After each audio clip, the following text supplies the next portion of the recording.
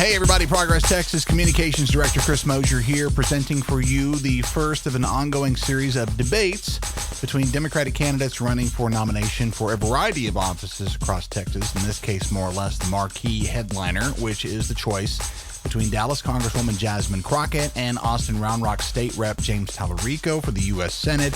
They squared off for the first time this afternoon in Georgetown as part of the Texas AFL-CIO's COPE convention, whose members, I'm told, will be voting on Sunday afternoon for their endorsement. Packed house, lots of friendly faces. Great to see everybody today. And more of these are coming, including the recent debate between the Democratic contenders for Texas Attorney General. We'll have that out before the end of this frigid and frozen Texas weekend. Everybody stay warm and safe, by the way, and here we go. And welcome to the Texas Democratic U.S. Senate primary debate. We are joining you this afternoon from the Texas AFL-CIO convention in Georgetown, just north of Austin. I'm Daniel Marin, anchor at KXAN News in Austin. And I'm Gromer Jeffers, political writer with the Dallas Morning News. Congresswoman Jasmine Crockett and State Representative James Talarico will debate in front of an audience of hundreds of people, of hundreds of union members and their families. Now, before we begin, here are the rules that were agreed to by both of the campaigns. Each candidate will begin with a 60-second opening statement. Candidates will each have 60 seconds to answer each primary question and 30 seconds for rebuttals. A bell will signal when your time is up. The candidates will also have a 60-second closing statement. Now, a card draw determined who gets the first question, and the candidate who answers first will then go second during closing statements. And with that, let's begin the debate. Ms. Crockett, you ready? I'm ready. All right, you won the draw and you get to go first. We start with the opening statements. You have 60 seconds. Thank you so much. I'm so excited to be here, and I thought that I would start with something that most politicians don't say. I hate politics. But I stand before you because I started my life off as an actual CSR. I worked phones at Western Union. I then went on to work phones for MCI WorldCom. And I know that it was the CWA that actually fought against those systems. You see, we're living in a time in which systems are clearly rigged against us. And I am here to tell you that while the system has been fighting me, I have been fighting them back. So whether we are talking about as a public defender, as a state representative, or as a U.S. Congresswoman, I am here to fight the system that is holding so many of us down. So when I was a public defender, it came down to those indigent folk, because it seems like some people get a get out of jail free card, while other people who need that card can't seem to find any type of cards. When it came down to being a state representative, I was one of the co-leads to make sure that we fled the state over voting rights, and ultimately, Governor Abbott decided to respond by sending me a warrant for my arrest, which I currently have framed. And finally, as a U.S. Congresswoman, I have fought so diligently, and so many of you are very well aware of those fights. But more importantly, we know that the President of the United States decided that he would then come after our voices, an authentic, unbought, and unbossed voice in D.C. And that's why they started with the redistricting in Texas. Thank you so much. Mr. Talarico, we now go to your opening statement. You have 60 seconds. Well, first, thank you to the AFL-CIO for hosting us. As a proud union member, it's an honor to be here with so many of my union brothers and sisters. I also want to thank Congressman Crockett for being here. Before I was a legislator, I was a public school teacher on the west side of San Antonio, one of the poorest zip codes in the entire state of Texas. On the west side, I learned that the real fight in this country is not left versus right, it's top versus bottom. We will not win this race in November with the same old politics of division. Billionaires want us looking left and right at each other, so we're not looking up at them. We are building a people-powered movement to beat them in November. We've recruited more than 13,000 volunteers. We have traveled to every corner of Texas because we're not writing off any voter or any community, and we have shattered grassroots fundraising records without taking a dime of corporate PAC money. That is how we take power back for working people, and today I'm asking you to join us. Thank you both, and I'm sure you've heard this before. A Democrat has not won a statewide race in 32 years, so electability is important. In the context of electability, style matters. And the next question aims at outlining each of your styles. And we'll start with Ms. Crockett. You have referred to your authenticity as your political superpower. You went viral for your clash with Congresswoman Marjorie Taylor Greene, and you've called Governor Greg Abbott Governor Hot Wheels. In 60 seconds, explain why that is the right style to win a U.S. Senate seat. Listen, we are not looking at politics as usual.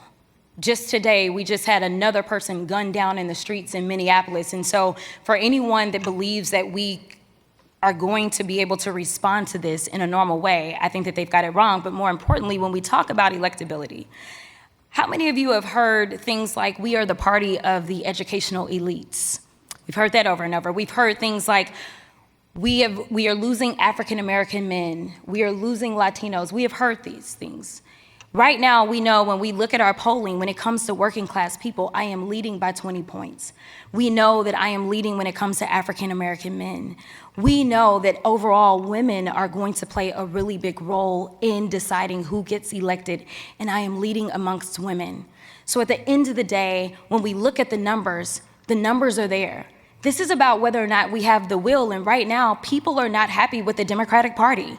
I've seen the polling. What they want is someone who is going to be unafraid in the face of what we are facing right now, which is someone who believes he's a king. Mr. Talarico, before we get to your style, we do want to get your reaction to what Ms. Crockett just said. You'll have 30 seconds for this. Well, I think the Congresswoman and I both agree that we have a moral imperative to win this election in November. If we don't win, we can't help people. I have seen the consequences in the trenches of the Texas legislature of losing elections. I've seen my constituents get hurt. I've seen rights that we took for granted rolled back. I've seen schools close. I've seen people not be able to access basic health care. So we have to win in November. I think she and I are committed to that. I hope all of us in this room are committed to that singular goal. Mr. Talarico, you have said that your campaign is shaped by two commandments: love God, love your neighbor. But a lot of Democrats want a fighter. So why do you think that your approach is the right one to get you to Washington? And you have 60 seconds for this. I don't think you should believe anything a politician says. I think you should look at what a politician has done. The best indicator of future behavior is past behavior. And the people in this room know that I have fought tooth and nail for our values in the Texas House of Representatives. I have gone toe-to-toe with the billionaires who are trying to dismantle public education in this state. Tim Dunn, Ferris Wilks, Betsy DeVos, Jeff Yass. Those same billionaires are now trying to dismantle public education at the federal level. I led the fight against Greg Abbott's private school voucher scam that would have taken money out of our underfunded schools and given it to wealthy parents who already have their kids in private school. Now those billionaires are introducing that same voucher scam at the federal level, and they're gutting the Department of Education. So we need a proven fighter for our schools, for our values, for our constituents in the halls of power in Washington, D.C. I think we need a teacher in the United States Senate. Ms. Crockett, your reaction to Mr. Talarico's comments, you have 30 seconds for this. I agree that we absolutely need a fighter. And when I look at my track record, the track record is in this moment. It's about the fierce urgency of now. We are living in a time that many of us have never seen in this country and honestly never thought that we would see. And so I think that as we see a record number of retirements on the federal level from both the Democrats and Republicans, that boils down to people not being able to fight in this particular environment. I think that I've evidenced that. In fact, James and I served in the state house together. He's actually been elected longer than I have been elected, yet he's not as known right now because I have engaged in these fights and they have been right there on the front lines where people could see me out front. I think that because of, I didn't get my 50, my bad. Moving on, we're going to stick with you, Ms. Crockett. We have a follow-up question when it comes to electability. What's the political risk that you are willing to take that you feel like your opponent would not take in order to win the U.S. Senate seat? I think that I will do the edgy things, the things that the political consultants will never tell you to do. Because right now, people are hurting. This isn't about games. It's not about politics as usual. It's not about who sounds as clean as possible. It is about tapping into the rawness of this moment. I have been to Minneapolis and heard the stories of the people on the ground as they are being accosted. And obviously, we've got killings that are going on. And now we have the DOJ that has decided that they want to prosecute the wife of Renee Good. I have been there in California after David Huerta of SEIU had been incarcerated by ICE, and I listened to his story and met with him because we went there. I have been to Chicago. I am here to tell you that I am not just sitting in DC, I am getting out into the streets. And right now, to be perfectly honest, if we're gonna win and keep our country, we're gonna need somebody who can file bills but also knows how to be a street fighter. And so that is my response. Mr. Talarico, same question, 30 seconds. What's the political risk that you are willing to take that you feel your opponent would not? Here's the risk I'm willing to take. Congresswoman Crockett and I are on the same team. I think we've already seen in this debate that there's going to be a temptation by the media to pit us against each other. But we are all focused on the same goal, which is winning in November and stopping a Senator Ken Paxton. And so I think in this debate, you're going to see that Congresswoman Crockett and I agree on a whole lot more than we disagree on.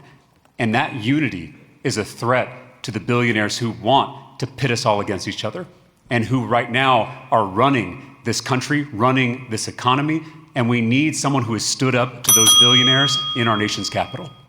We want to move to the topic of immigration enforcement now. As many of you know, there was a deadly shooting involving federal immigration officers today in Minneapolis.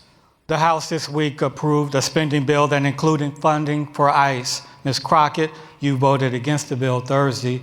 Can you explain your opposition and tell us whether you support the idea of defunding or abolishing ICE? You have 60 seconds. I absolutely voted against this bill. There was no way I was going to continue to pump a historic amount of money into this rogue organization that is going out and is violating people's rights every single day on American cities. I was just not going to do it.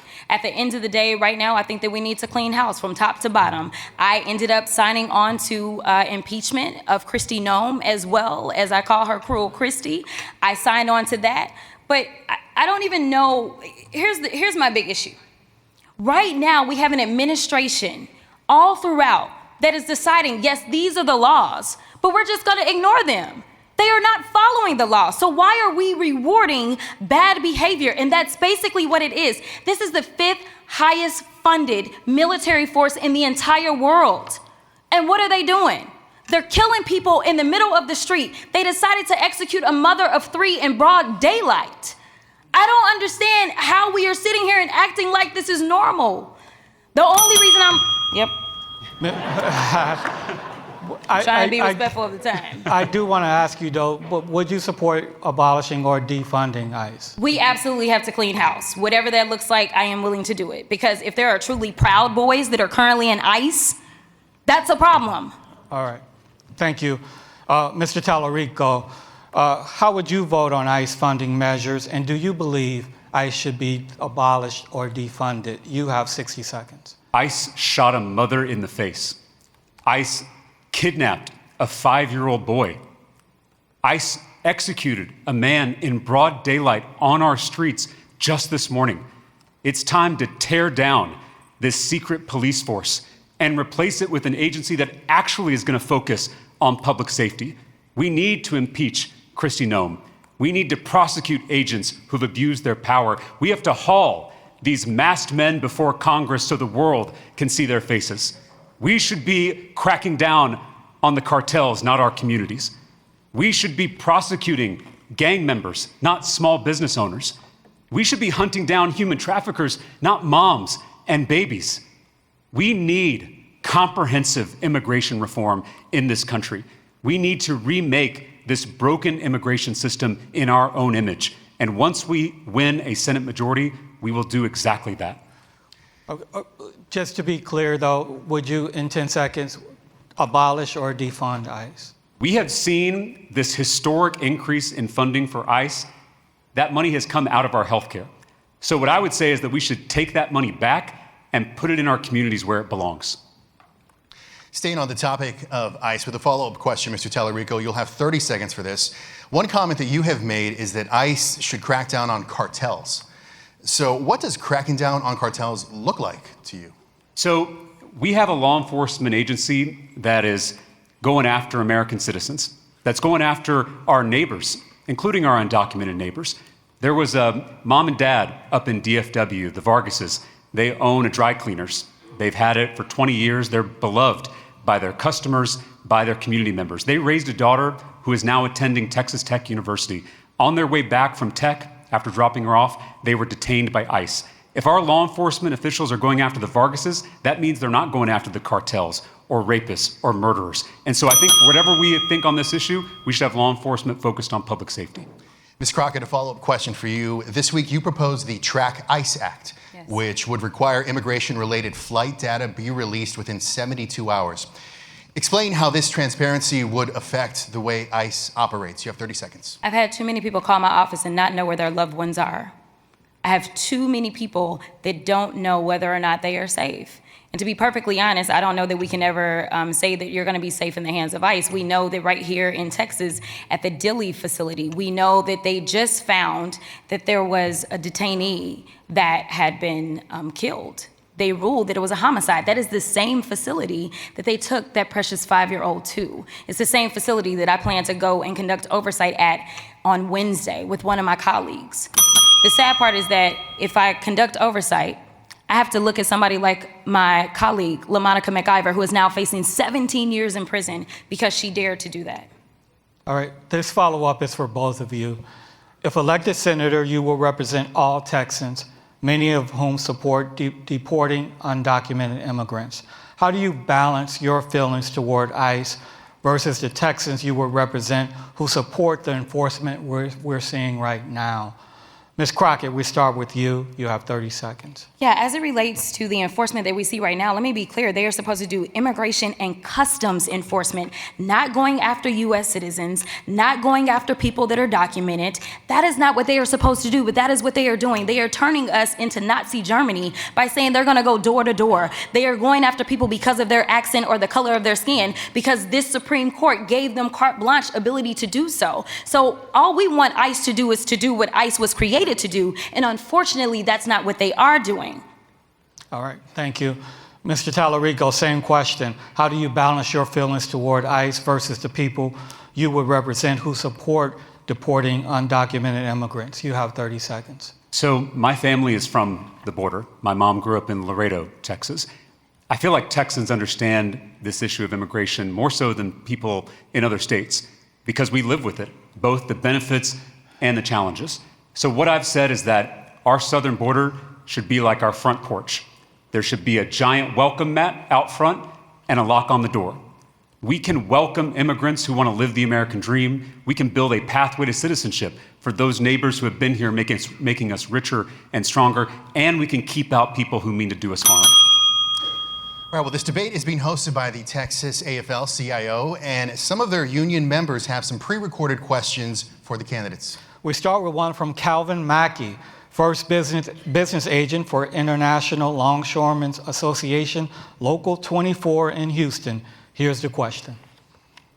As a longshoreman, I've seen firsthand how artificial intelligence and automation driven by corporate interests has resulted in job losses. If elected, what will you prioritize at the federal level to ensure workers have a voice in artificial intelligence implementation and are protected from unfair uses of artificial intelligence? Mr. Talarico, and I believe Mr. Mackey is here in the crowd. How would you prioritize the federal level to ensure workers have a voice in AI implementation and are protected from unfair uses of AI? You have 60 seconds. Well, when I was a public school teacher, I was a member of my local teachers union, the San Antonio Alliance. Shout out to the Alliance. And now that I'm a state lawmaker, I'm a proud member of the Texas State Employees Union. And I'm proud to say that in the Texas legislature, I have a 100% pro-worker voting record from the AFL-CIO. You've had my back when I was a worker in the classroom, and I've had your back as a legislator. And that includes when it comes to AI. In the US Senate, we have to have a senator who's going to take on this problem, who's going to stop AI surveillance in the workplace, who's going to make sure that AI is not making hiring or promotion decisions, that there's a human check on those decisions, and ensuring that AI is improving jobs, not replacing them. This scale of innovation we have not seen in this country. And right now it's being done in purely private hands by a handful of billionaires for their own profit. We need the public sector, we need the US Senate to get in this fight, to develop a regulatory framework that will protect workers during this new AI era.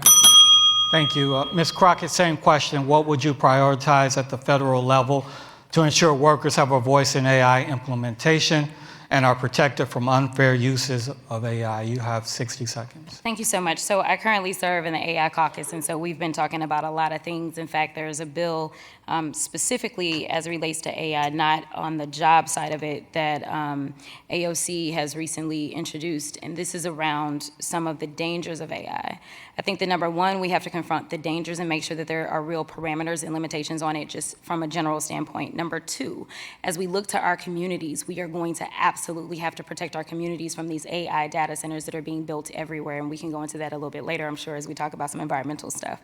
And number three, as it relates to innovation, we have a Department of Education in which they are trying to basically defund at this moment. They are trying to limit our ability to get the skills and training that we need. And so we've got to make sure that we stay ahead of the curve and not behind the curve. Listen, we're standing in Austin right now. This is where CHIPS began.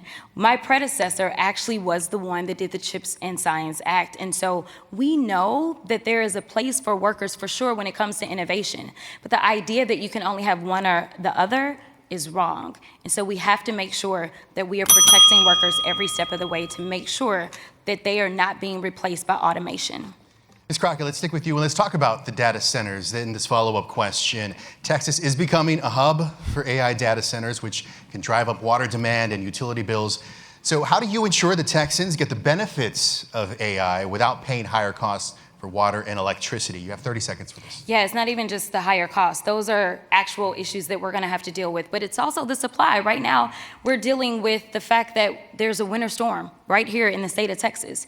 We don't know if our grid is going to hold up, and we're talking about these data centers that are actually pulling on us even more. So what we've got to do is, again, make sure that we put a framework around these, but we also have to work not just on the federal level. We have to work at every single level of government with our state and our city and our county levels, because we're going to need some zoning put into place. We're going to make sure, right now, I'm working with one of my cities on a similar issue. We have to make sure that we protect the people that live in these communities first from these dangers. The final point that I'll make about the water, it's not just that they're taking our water, it's that they're polluting our water.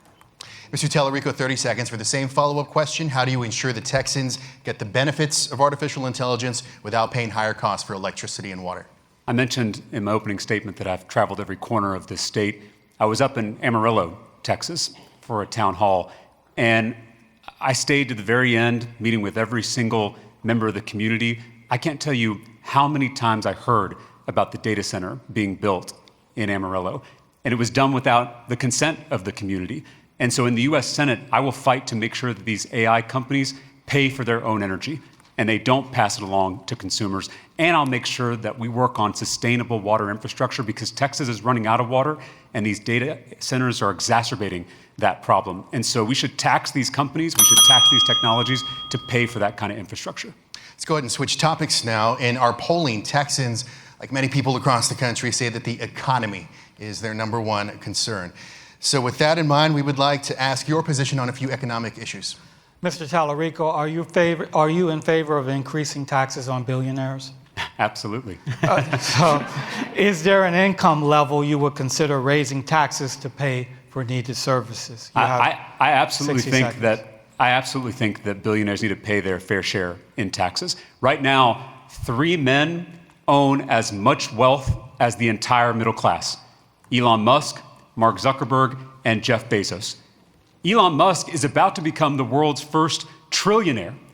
He's about to make more money than every single elementary school teacher in America combined.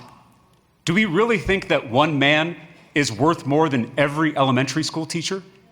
These billionaires aren't just buying yachts and jets, they are buying power. Our schools are being defunded so billionaires can get another tax break. Our healthcare premiums are going through the roof so billionaires can get another tax break. Our Social Security benefits, our Medicare benefits are constantly under threat, so billionaires can get yet another tax break. So we need a U.S. Senator, we need a Senate majority that's going to fight to make sure these billionaires pay their fair share, and also raise the corporate tax rate to make sure these giant corporations are paying their fair share as well. So is there an income level that you would consider in 20 seconds? I am very open to this discussion, but what I will not compromise on is making sure that these billionaires pay for all that they've gotten from this country. They have benefited from our infrastructure. They've benefited from our schools. They've benefited from our workers, and now they're not putting anything back in. That has to end. Thank you. Ms. Crockett, same question. Are you in favor of increasing taxes on billionaires? And if so, at what income level?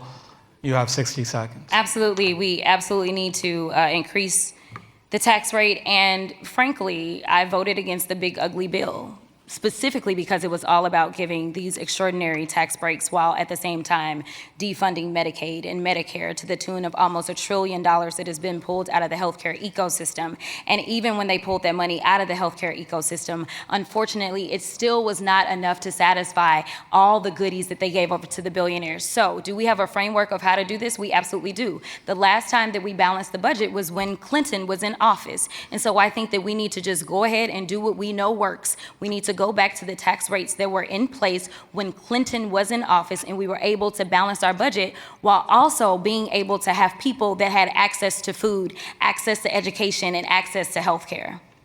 All right, thank you.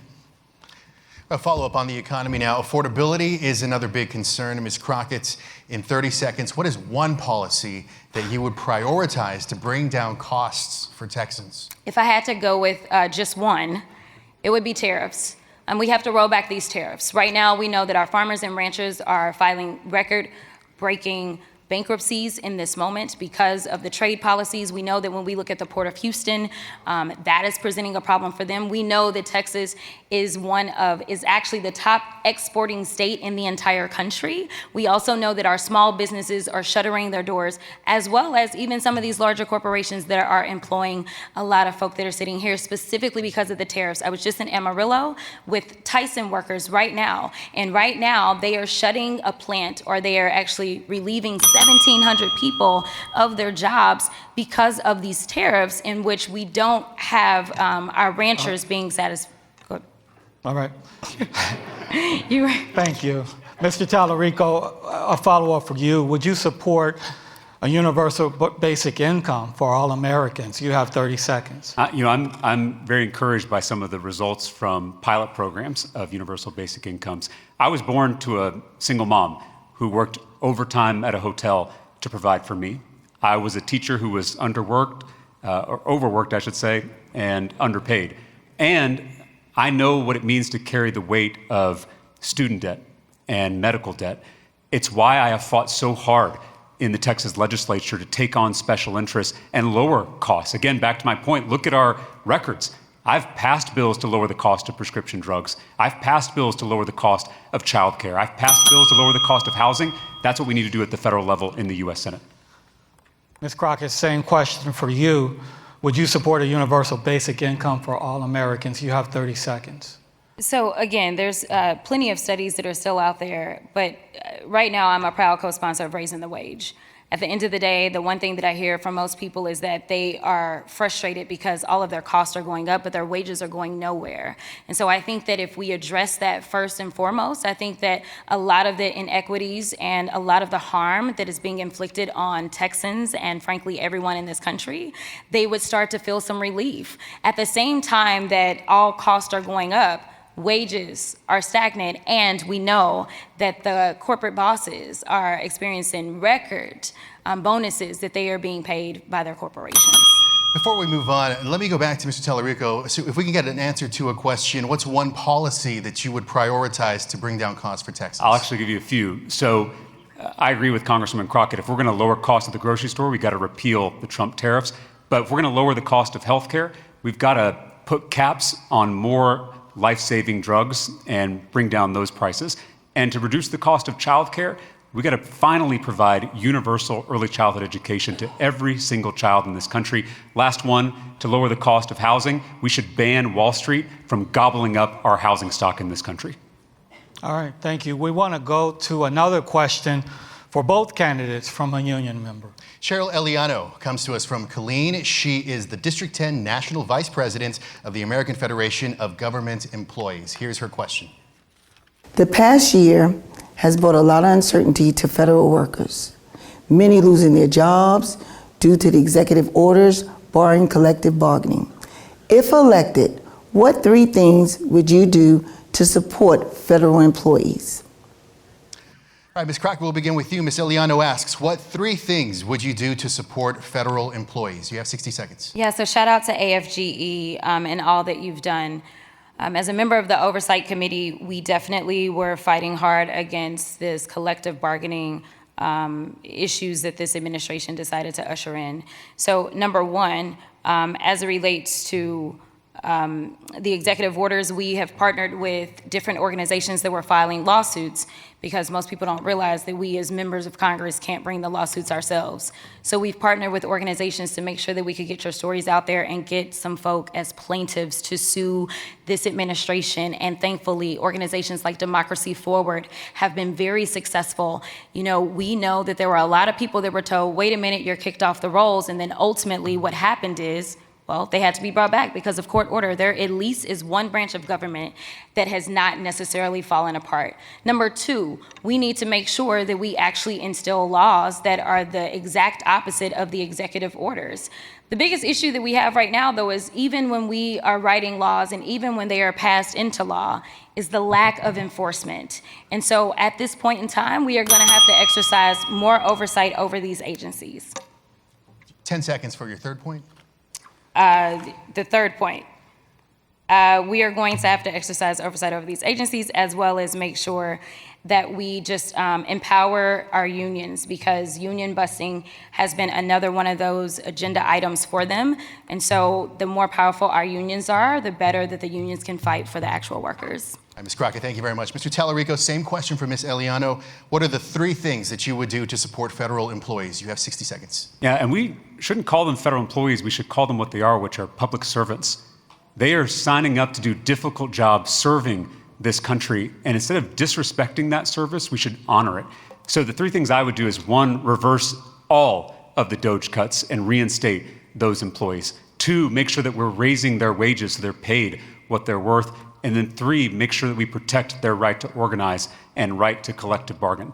And this, I think, is so critical, because we're not going to recruit the next generation to enter into these public service roles with this kind of disrespect. And we're seeing it all across the federal government. It has to end. The only way to do that, though, is to win in November and have a Senate majority that will finally hold this executive branch accountable.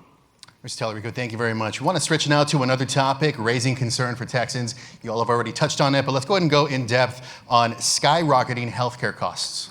What do you see as a fix or an alternative to the Affordable Care Act? Mr. Talarico, you have 60 seconds. Well, I believe healthcare is a human right that shouldn't depend on how much money you make or what zip code you're born into. This is personal for me. I was 28 when I was diagnosed with type 1 diabetes. My first 30-day supply of insulin cost me $684. I couldn't afford that, so I put it on a credit card. That's because Big Pharma has a chokehold on the healthcare system in this country. They have a monopoly on the insulin market. So when I got elected, I took on Big Pharma and their lobbyists, and we passed a $25 insulin copay cap. And then I passed a Bernie Sanders idea through the Texas legislature to import cheaper prescription drugs from Canada right here into Texas. That's the kind of bold leadership we need at the federal level. We have to reverse all the cuts made to the Affordable Care Act, and we have to allow every Texan and every American the chance to join Medicare. I think universal coverage should be a non-negotiable in the wealthiest country in human history. Ms. Crockett, same question. What do you see as a fix or alternative to the Affordable Care Act? You have 60 seconds. Yeah, so I am a proud sponsor of Medicare for All. I signed on to Medicare for All my first term. I'm currently a sponsor of it. I also signed on to a bill that Lloyd Doggett has. It's called the Care Now Act. And what this would do is force a state like Texas to end up expanding Medicaid. We know that in the state of Texas, we lead in uninsured in this country with over 5 million uninsured.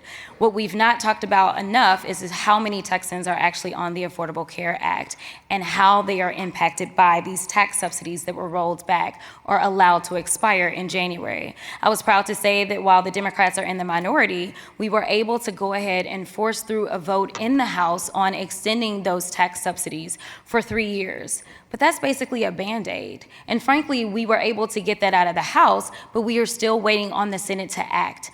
I think that this is about making sure that people understand that they want us to be pitted against one another. They want us to believe that there's not enough money to do it all. But the reality is that our budget is about our priorities. We have a multi-trillion-dollar budget. And so if we truly believe that everyone should have access to health care, we can make that a reality with bold leadership. All right, we want to hear from another union member who has a question for the candidates. Trevor Haas is based in Dallas. He is the District 2 board member of the Texas State Association of Letter Carriers with the National Association of Letter Carriers. Here's his question. Extreme heat poses serious safety risks for many workers, particularly in Texas. My union brother Eugene Gates Jr. collapsed while delivering the mail and passed away.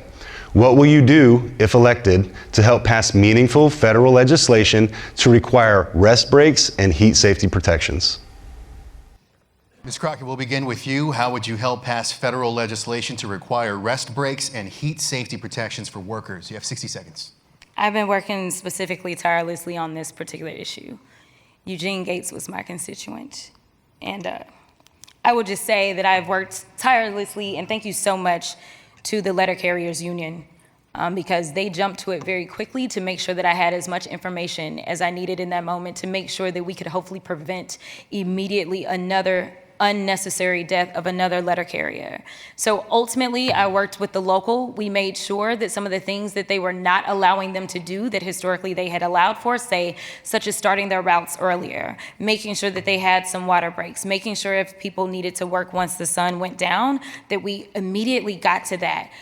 We also know that DeJoy, I made demands on getting DeJoy in front of the Oversight Committee so that I could demand answers of him. I then have followed up and sent him other letters, as well as worked with Congressman Kassar specifically on worker protections around heat issues and just environmental issues that workers not just at the post office face. But the last point I'll make about the post office is that we had funded the trucks to make sure that they had AC, and so I was focusing on making sure that there was a priority in getting those trucks to Texas and other states where they experience the extreme heat. Thank you very much, Ms.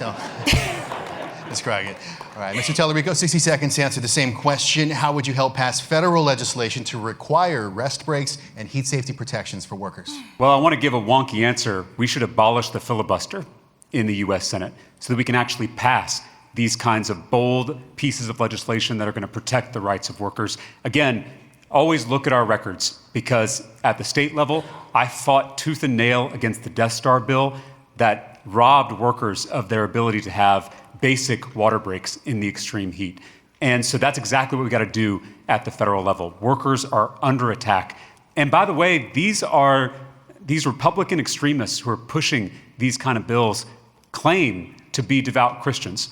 But if you read Matthew 25, Jesus tells his followers, "Depart from me, for I was thirsty, and you refused to give me a drink." To see these kind of self-righteous Republicans rob people of the opportunity to get a drink of water when we have 100-degree heat, to me is not only unchristian, it is immoral, it is repugnant, and we need leaders in the U.S. Senate who are going to call it out.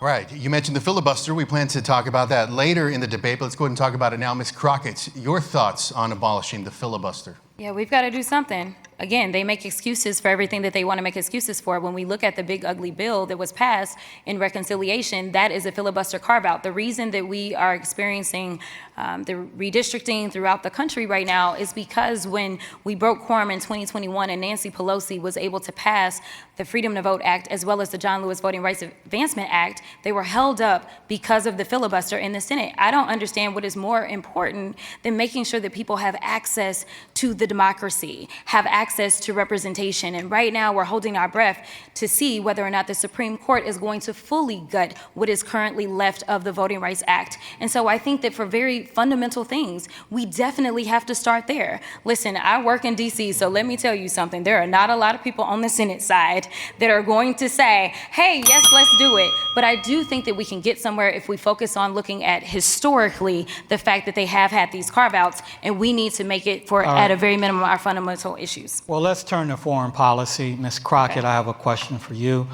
What conditions, if any, should be placed on U.S. military aid to Israel? You have 60 seconds. Yeah, so when it comes down to aid, I want people to understand that right now, again, we have an enforcement issue in this country. We have rules. If there is a violation of international law, then we are not supposed to continue to send the money. We are supposed to stop the money.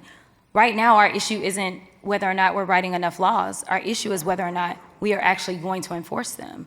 And right now, as we have Republicans that control the House, Republicans that control the Senate, and a Republican in the White House, unfortunately, there's a bunch of cowardness instead of courage to decide that they are going to say, this is the reports that we have, and therefore we need to enforce the law. I'm happy to say that in May of 2024, I signed on to a letter that was led by Representative Jayapal. That letter actually went to President Biden. It was specifically on this issue and saying, President Biden, you don't need to authorize further munitions at this moment because there is evidence that there are problems and therefore there are violations of international law. Mr. Talarico, same question. What conditions, if any, should be placed on U.S. military aid to Israel? You have 60 seconds. As an educator who has fought for children, seeing what's happening in Gaza makes me sick to my stomach. I quoted a theologian the other day who said, I screamed at God for the starving children until I realized the starving children was God screaming at me. God is screaming at all of us in Gaza as we speak. Yes, Israel has a right to defend its people, certainly after October 7th, the deadliest day for the Jewish people since the Holocaust. But Prime Minister Benjamin Netanyahu does not have the right to wage war against civilians. He does not have the right to restrict aid. He does not have the right to use famine or collective punishment as tactics in that effort. And so I have said that if I'm in the United States Senate, I will use every bit of this country's financial and diplomatic leverage to end the death and destruction in Gaza, which means banning offensive weapons to the Netanyahu government and ensuring that we have candidates all across this country who are going to speak the truth about this issue. And I have done that repeatedly. I would not vote to send any offensive weapons to Benjamin Netanyahu that he is currently using to slaughter children in Gaza. Let's stick with foreign policy. Ms. Crockett, you have publicly criticized the U.S. military operation in Venezuela and the capture of Nicolas Maduro. In 30 seconds, do you think the president needs congressional approval before taking military action against a foreign country? Absolutely. We had a briefing on this issue. I was not satisfied with that briefing. At the end of the day, this president is seemingly trying to plunge us not only into a civil war with ICE, but he's also trying to plunge us into World War III. And he's not trying to stop at Venezuela, which is why we must have a check on him, because he is threatening Greenland. He has decided that he wanted to threaten Cuba. And he's talking about going after Mexico, which happens to be our largest trade partner. He is consistently going out here. And so if we don't stop him, I am afraid about how many other folk are going to be trying to come after us. We have to stop him in this moment. All right, Mr. Talarico, you've also criticized the current administration's military action in Venezuela. 30 seconds for the same question. Do you think the president needs congressional approval before taking military action against a foreign country? Absolutely. We have to confront this new American imperialism seeking to colonize Venezuela and Greenland. And I said in the beginning of this debate that I don't see politics as left versus right. I see it as top versus bottom. This intervention in Venezuela is not only reckless, it is deeply corrupt. Trump promised the biggest oil executives in this country a, quote, great deal if they gave him $1 billion for his reelection campaign. And then he turned around and gave them a gift. He gave them the nation of Venezuela, home to the largest oil reserves in the world. So we have to call out this kind of corruption. Billionaires don't just run our economy. They don't just run our government. Now they run our foreign policy. We need a senator who's going to stand up to those billionaires in Washington, D.C. Staying with you, Mr. Talarico, with regard to Iran now, if military action is taken without congressional approval when it comes to Iran, how should the Senate hold the administration accountable? You have 60 seconds for this one. Right now, we have a Senate that is not holding the executive branch accountable. We don't have checks and balances in our government anymore. And that has to end because, as we've seen, the administration is not going to come to Congress for congressional approval for military action, a blatant violation of our laws, of our Constitution. And we can have discussions about how to respond in Iran, where we have seen so many innocent civilians, protesters murdered on their streets. We're also seeing that in Minnesota as we speak. And so that conversation needs to be had out in public, and it needs to be a decision made by the people's representatives, not a rogue administrative state. All right, same question for you, Ms. Crockett. You'll also have 60 seconds with regards to Iran. If military action is taken without congressional approval, how should the Senate hold the administration accountable? Yeah, so, for 2 seconds, I had a glimmer of hope when it came to the Senate as it relates to Venezuela specifically, because there was a war powers resolution that they put on the floor, and we had the votes. There were Republicans that said this is wrong after all the briefings. They understood that to allow for this permission structure would only allow for him to do the things that he's been doing now, which is to continue to bully people. And so as they voted on the War Powers resolution, they received a phone call from the White House saying you need to change your votes. And so people changed their votes. And so first step that we've got to do is we've got to actually get to the majority. That is why this Texas seat matters. This is actually bigger than Texas. This is about our democracy and this country right now. This seat has to flip if we are going to make these changes. So we've got to make sure that we've got the numbers. But also, we got to talk to those Republicans that feel like the Republican Party has just left them, such as the Thomas Masseys of the world, who will always stand up and do what he truly believes in. There are still a few senators like a Tom Tillis who are left in the U.S. Senate. We've got to decide that we are going to band together with whichever Republicans have decided that they actually want to honor their oath to the Constitution. All right, let's get back to some domestic topics. Ms. Crockett, you have said you would absolutely at least support an impeachment inquiry into Donald Trump if he engaged in misconduct. Under what specific circumstances, if any, would you support impeachment or an impeachment inquiry, and where do you draw the line? You have 60 seconds. So I want to be clear about this. The statement he just made was from a while ago, before things got as bad as they are right now. I think that there is more than enough to impeach Donald Trump, period. On the face of it. In fact, Al Green has put on the floor more than once impeachment resolutions, and I have voted for them. Now, ultimately, do I think that we should go through the formal process so that we can do all of the data collection that we need to do so that we can have all of the evidence? Absolutely, because basically it is a prosecution. And so we need to make sure that people are actually honoring those subpoenas. We need to get all of the information. And so I think that we should start at an impeachment inquiry. We should go and get all of the information. We should allow the American people to hear and see that information, call their representatives, urge them to make the votes. And then ultimately, if we feel like there is enough evidence that has been presented in committee, which it most likely would be judiciary where I currently serve, then we take that vote. We take it to the entire House floor. Now, there are those that say there is no point because we impeached him twice and then he ultimately did not get convicted. Is that where you're going? Ms. Crockett, but name one thing specifically that he should be impeached for. I think that he should be impeached as it relates to his unlawful use of the tariffs. That's a very easy one. He doesn't have the legal authority to do it. He, everything else as it relates to his legal authority, I think the courts have stopped him, whether we're talking about birthright citizenship and some others, but the courts have not yet weighed in specifically on the impeachments. The tariffs. All right. Mr. Talarico, while you have been critical of Donald Trump, you have not publicly called for impeachment. If elected to the Senate, under what specific circumstances, if any, Would you support impeachment or an impeachment inquiry? And where do you draw the line? You have 60 seconds. I think the administration has certainly committed impeachable offenses, particularly when it comes to using their public roles to enrich themselves. I will conduct myself in any impeachment proceedings in the United States Senate just as I did in the Texas legislature when impeachment charges were brought against our corrupt Attorney General. I evaluated all the evidence. I said it was the most serious vote I ever casted because I was removing a duly elected public official from office. The person who I voted to impeach is now running for this Senate seat on the other side of the aisle. And it should underscore the importance of stopping a Senator Ken Paxton, maybe the most corrupt politician in America, and that's saying something. So to answer your question, Gromer, people can look at how I conducted myself in those impeachment proceedings. I will pore through the evidence.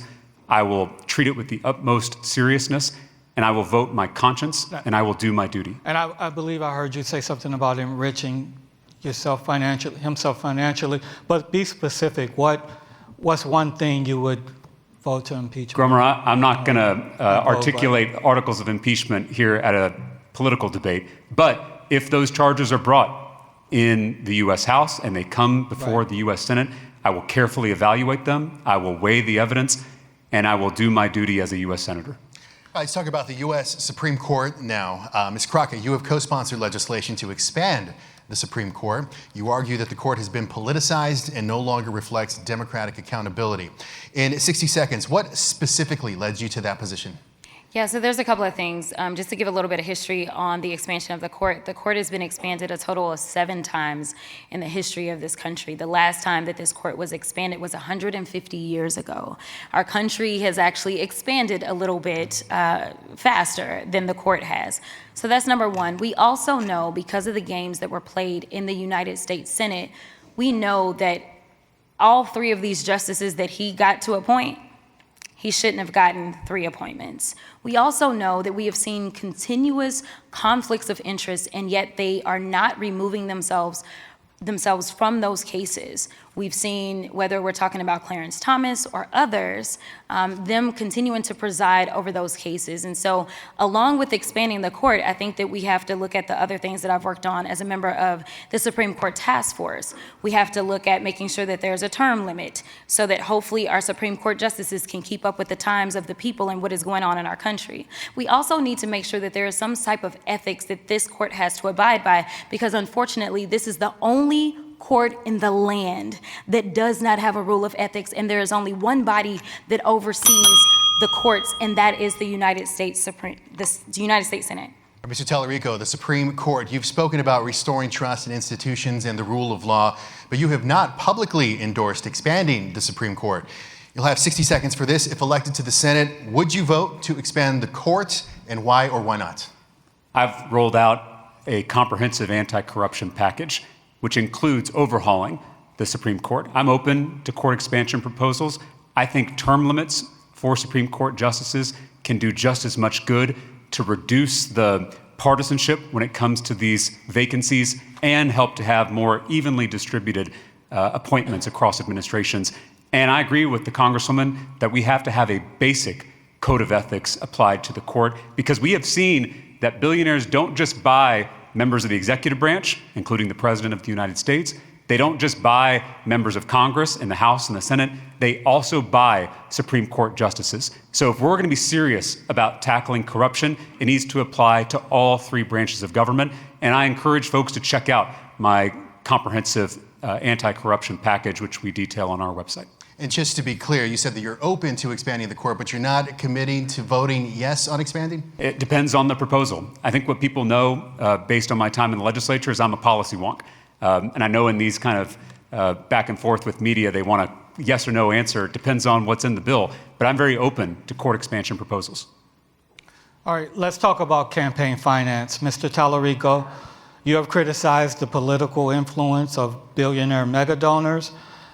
Records show you accepted money from Texas Sands PAC, which lobbies for expanded casino gambling and is backed by billionaire Miriam Adelson.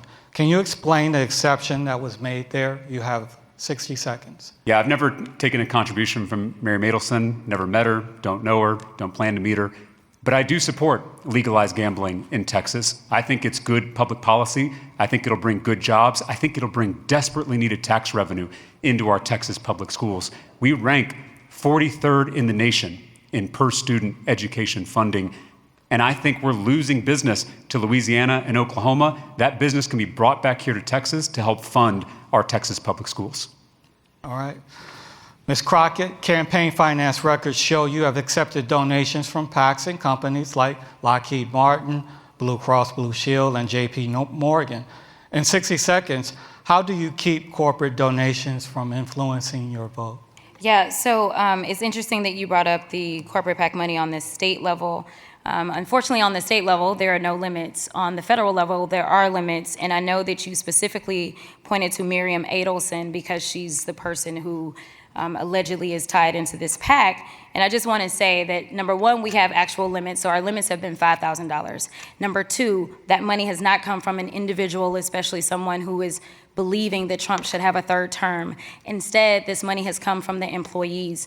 Number four, you didn't bring it up, but Goldman Sachs, which is located in my district, a number of these companies have an actual blueprint in Texas 30, and their workers wanted to make sure, because they are taking $5, $10 out of their checks, that they had access. But I do want to be clear. I want to win. And so at the end of the day, what I've done with that money is I've donated almost $600,000 just in my freshman term to make sure that down ballot candidates could win throughout this entire country. And I'm committed to making sure that no vote that I ever take has anything to do with somebody giving me a check. Mr. Talarico, do you want to respond? Miriam Adelson is a billionaire. She does run the Sands PAC. You want to respond to what Ms. Crockett just said? Like I said, I don't know Mary Matelson. It sounds like she and I disagree on almost every issue, but we do agree on legalizing gambling in Texas. And as I've outlined before, why that is good public policy. And so again, I think what we need to do is ban corporate PACs in this country. I think we need to ban super PACs, which is how billionaires fund our campaigns with secret, unlimited donations. And we got to go further, and we've got to ban members of Congress from trading stocks and enriching themselves while they're in public office.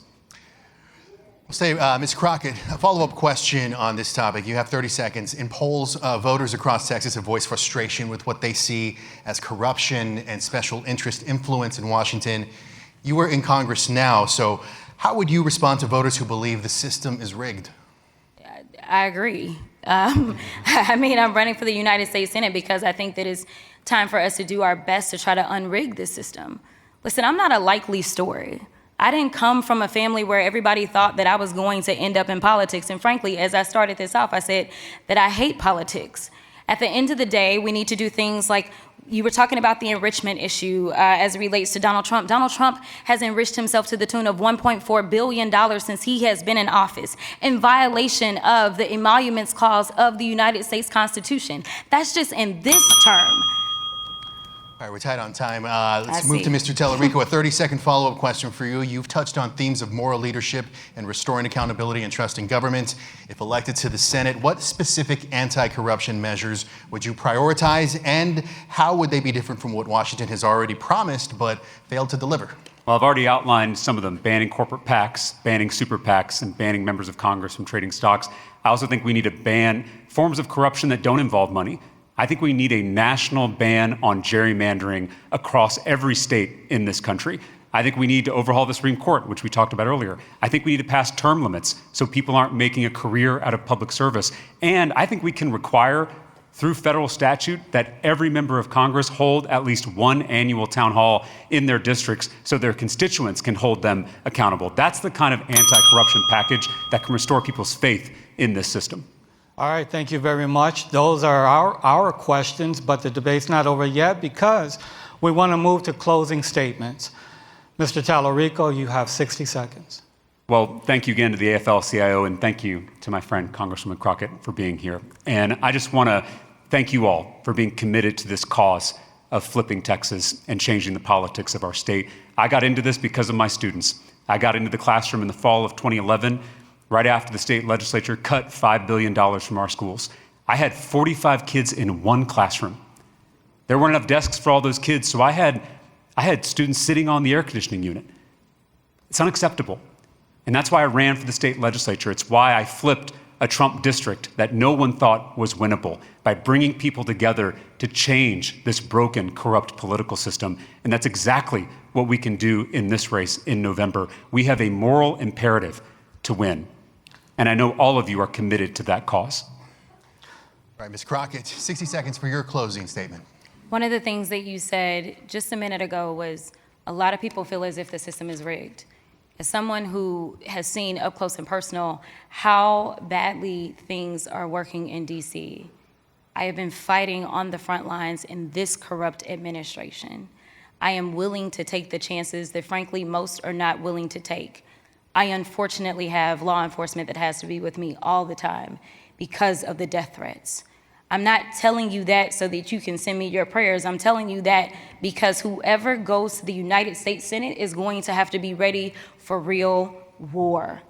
This is how bad it is. As I was traveling to East Texas last weekend, we received a phone call of a woman whose house they were having to go to because that particular woman had stated over and over and over that she was about to come and kill me. I am here to tell you that it is life or death as we see what is happening in Minnesota and otherwise. All right, that concludes our debate. We want to thank the candidates for participating. We want to thank the Texas AFL-CIO for hosting, and we want to thank you for joining us. We appreciate you spending the afternoon with us. From all of us here, thank you for watching.